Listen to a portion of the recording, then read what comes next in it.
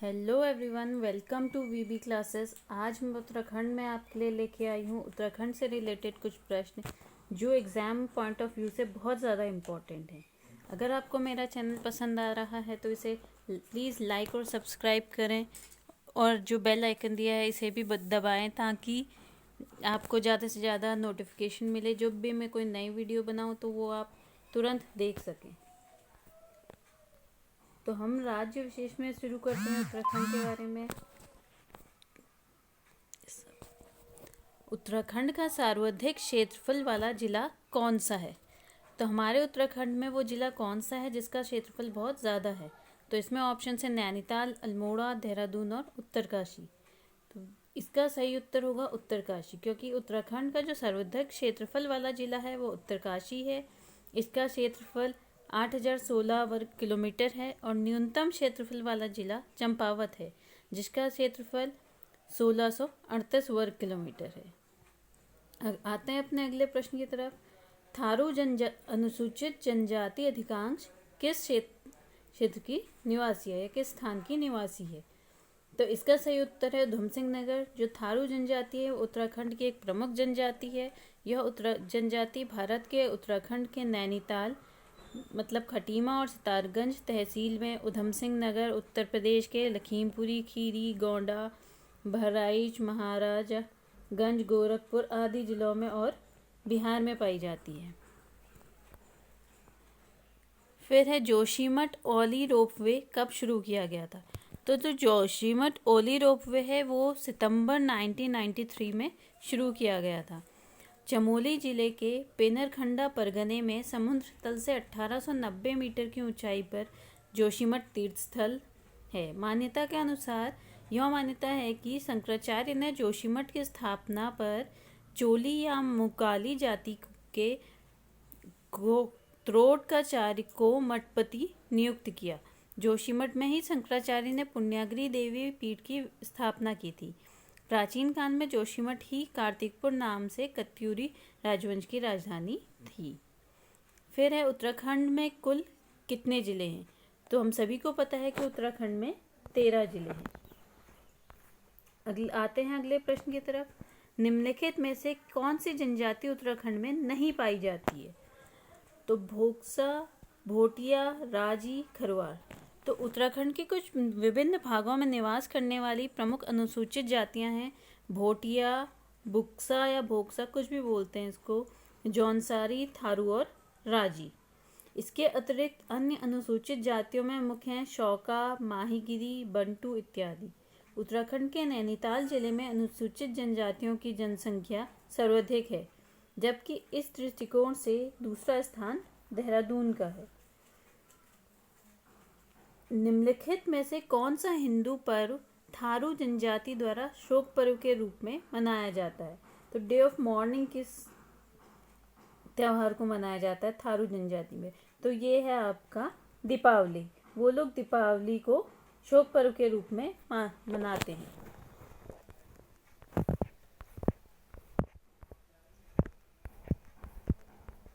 फिर है अगला प्रश्न। उत्तराखंड के निम्न जनपदों में से किसमें अनुसूचित जनजातियों की जनसंख्या सबसे अधिक है? तो नैनीताल, उधमसिंह नगर, अल्मोड़ा और चंपावत। तो इसमें नैनीताल जो जनपद है इसमें अनुसूचित जनजातियों की संख्या सबसे अधिक है, जबकि दूसरा स्थान हमारा देहरादून का है। उत्तराखंड का सबसे बड़ा हिमनद कौन सा है? तो जो सबसे बड़ा हिमनद है उत्तराखंड का वो गंगोत्री है। कुछ प्रमुख हिमनद के बारे में बता देती हूँ मैं आपको। गंगोत्री है, ये भागीरथी पर नदी बेसिन पर है, ये 30 किलोमीटर लंबा है। चौरावड़ी मंदाकिनी पर 14 किलोमीटर लंबा। बद्रीनाथ है अलकनंदा में नदी किनारे और ये 10 किलोमीटर लंबा है। यमुनोत्री यमुना नदी बेसिन पर है, 10 किलोमीटर लंबा। मिलम, पिंडारी, शंखलपा, बबलास, बलाटी, रलम, पिंडारी, ये 30 किलोमीटर लंबा है। गौरी और जो पिंडारी है वो है पिंडर में। धौली, जो ऊपरी धौली, मध्य धौली, निचली धौली, लेसार, सोना, बालेंग, गोल्फू, काली नदी जो भी आती है काली नदी पर पर है। पिथौरागढ़ जनपद में स्थित हिमनद नासिक, मिलम और पोंटिंग। बागेश्वर जनपद में जो हिमनद हैं उनके नाम है पिंडारी, सुंदरडूंगा और कफनी। ऐसे ही उत्तरकाशी जनपद का प्रमुख हिमनद है गंगोत्री। फिर अगला प्रश्न आता है, उत्तराखंड में निम्न में से कौन सा वन्यजीव संरक्षित क्षेत्र टाइगर रिजर्व है? तो इसमें जो टाइगर रिजर्व उत्तराखंड में है संरक्षित, वो है कॉर्बेट राष्ट्रीय उद्यान। फिर आपका अगला प्रश्न, निम्नलिखित में से कौन सा एक उत्तराखंड के पर्वतीय क्षेत्र में नगरीकरण का प्रतिफल नहीं है? तो यह है वन्य जीवों में अभिवृद्धि। निम्नलिखित में से कौन सा एक उत्तराखंड में जैव विविधता के ह्रास का कारण नहीं है? तो जैव विविधता के ह्रास का कारण क्या है? नहीं है बंजर भूमि का वनीकरण।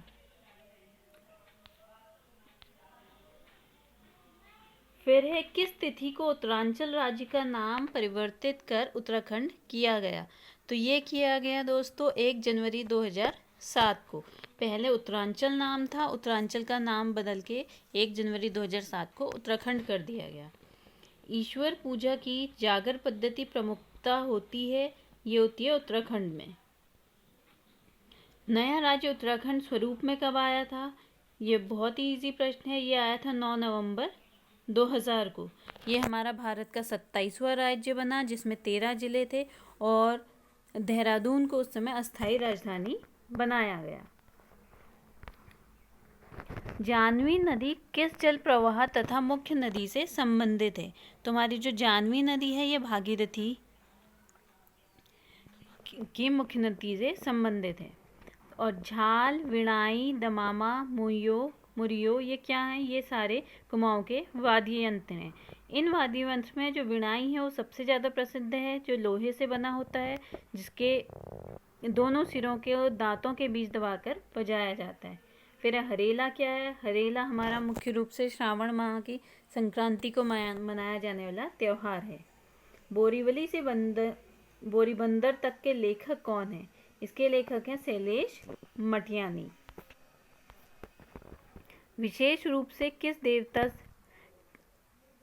से कटारमल का मंदिर संबंधित है? तो जो कटारमल का मंदिर है दोस्तों ये सूर्य से संबंधित है, अल्मोड़ा जनपद में स्थित है और यह मंदिर उत्तराखंड शैली का है। इसका निर्माण 9वीं से 10वीं शताब्दी में राजा कटारमल ने किया था और इस मंदिर में मुख्य जो प्रतिमा है वो सूर्य की है, जो 12वीं शताब्दी में निर्मित है। इस मंदिर के कपाट वर्तमान में राष्ट्रीय संग्रहालय नई दिल्ली में रखे हुए हैं। चमोली जिले के रैनी गांव की श्रीमती गौरी देवी का संबंध किससे रहा है? तो इनका संबंध रहा है चिपको आंदोलन से। जो चिपको आंदोलन था इसकी शुरुआत 1972-73 में हुई थी, क्योंकि वनों की बहुत अंधाधुंध कटाई हो रही थी। तो इनको रोकने के उद्देश्य से चमोली जिले के गोपेश्वर नामक स्थान पर गौरी देवी एक महिला थी, उन्होंने इसकी शुरुआत की थी। उत्तरांचल की जो दारमा और व्यास घाटियों को जोड़ने वाले दर्रा कौन सा है? ये है ऊंटाधुरा दर्रा। मुगल शहजादा जिसने श्रीनगर गढ़वाल में आश्रय लिया था, तो वो मुगल शहजादा जिसने श्रीनगर गढ़वाल में आश्रय लिया था उसका नाम था सुलेमान सिकोह। निम्नलिखित में से कौन सी जनजाति की जनसंख्या उत्तरांचल की जनजातीय जनसंख्या में सर्वाधिक है? यह है जौनसारी। तो उत्तरांचल की जो जनजातियां हैं उसमें सर्वाधिक जनसंख्या जौनसारी की है। लगभग 98% जो जनसंख्या इनकी है देहरादून में रहती है। कुमाऊं का प्रथम कमिश्नर कौन था? ये था ई गार्डनर। अंग्रेजों द्वारा संपूर्ण कुमाऊं और आधे गढ़वाल के अधिकार करने के पश्चात लॉर्ड हेस्टिंग्स ने 3 मई 1815 को कर्नल एडवर्ड गार्डनर को यहाँ का प्रथम कमिश्नर नियुक्त किया। कुमाऊं और गढ़वाल में द्रोण मापतोल की इकाई थी। किस चीज़ की थी? जमीन और अनाज के लिए हम इसको यूज़ करते। तो जो एक द्रोण था वो 32 किलोमीटर के बराबर होता था।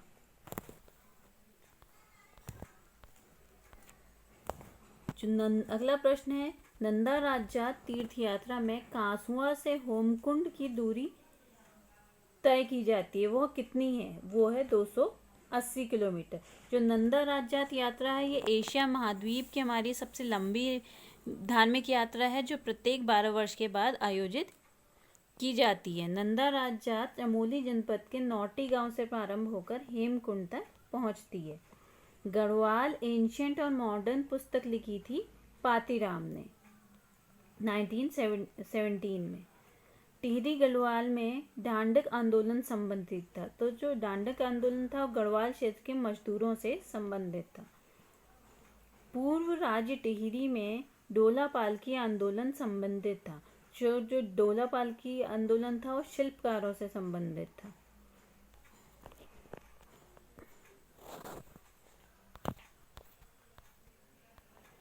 फिर बगवाल मेला किस स्थान पर लगता है? तो बगवाल मेला चंपावत जिले के देवीधुरा में माँ बाराही देवी मंदिर में प्रतिवर्ष रक्षाबंधन में लगता है।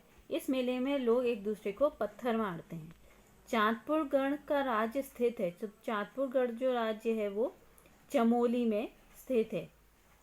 तो जो चमोली में चांदपुर गढ़ है भानु प्रताप पाल की राजधानी थी।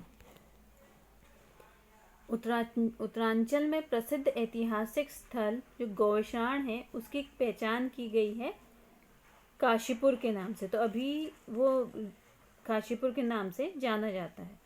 उत्तरांचल में प्रसिद्ध शैल गुफा चित्र स्थल लाखोडियार इस जिले में। तो लाखोडियार है आपकी अल्मोड़े में, जिसमें आदि मानव और पक्षियों के चित्र मिले हैं। इन्हें सर्वप्रथम 1963 में खोजा गया था। बिरही गंगा के अवरुद्ध हो जाने के से बनी गौना झील कितने वर्षों तक रही? ये आपकी 62 वर्ष तक रही। भगवान शिव के 12 ज्योतिर्लिंगों में से एक स्थापित है। कहाँ? केदारनाथ में। तो रुद्रप्रयाग जनपद में केदारनाथ धाम है। ये देश के 12 ज्योतिर्लिंगों में से एक है। मंदाकिनी नदी के तट पर स्थित इस मंदिर का निर्माण काल 10वीं से 12वीं सदी में है। निम्न में से कौन सा भूकंप सर्वाधिक तीव्रता का है? ये जो चमोली में 1999 में आया था। इसकी रिक्टर स्केल 6 से 8 थी। निम्नलिखित में से कौन सा वर्ल्ड हेरिटेज साइट है? तो वर्ल्ड हेरिटेज साइट है आपका नंदा देवी बायोस्फीयर रिजर्व। ये अंतर्राष्ट्रीय मान्यता पाने वाला भारत का चतुर्थ बायोस्फीयर रिजर्व है, जिसको यूनेस्को द्वारा अक्टूबर 2004 में मान्यता दी गई। उत्तरांचल विधानसभा में एक सदस्य नामित किया गया।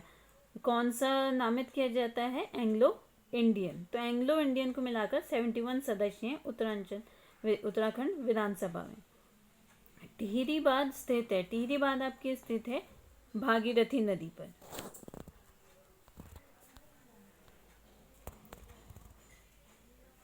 फिर उत्तरांचल राज्य के श्रेणी की सेवाओं के लिए कितने प्रतिशत क्षैतिज आरक्षण का प्रावधान है? तो जो उत्तरांचल राज्य है इसमें आपका महिला का आरक्षण 20% है। तो देखिए उत्तरांचल राज्य के सृजन के समय 11वें वित्त आयोग ने इसे निम्नांकित राज्य का दर्जा दिया था, विशेष वर्ग का राज्य। उत्तरांचल में अशोक का एक शिलालेख स्थित है। अशोक का जो शिलालेख स्थित है वो है कालसी में। उत्तरांचल में प्राचीन ऐतिहासिक स्थान जो कत्यूरी राजाओं का मुख्य स्थान भी रहा है वो है बागेश्वर। तो कत्यूरी राजवंश जोशीमठ चमोली में शासन करने के उपरांत अपनी राजधानी अल्मोड़ा की कत्यूर घाटी में बैजनाथ ले आए और भगवान शिव के पुत्र के नाम से उन्होंने कार्तिकेयपुर बसाया। तो दोस्तों ये कुछ प्रश्न थे उत्तराखंड से रिलेटेड। अगले वीडियो में मैं और आपके लिए करंट अफेयर्स से रिलेटेड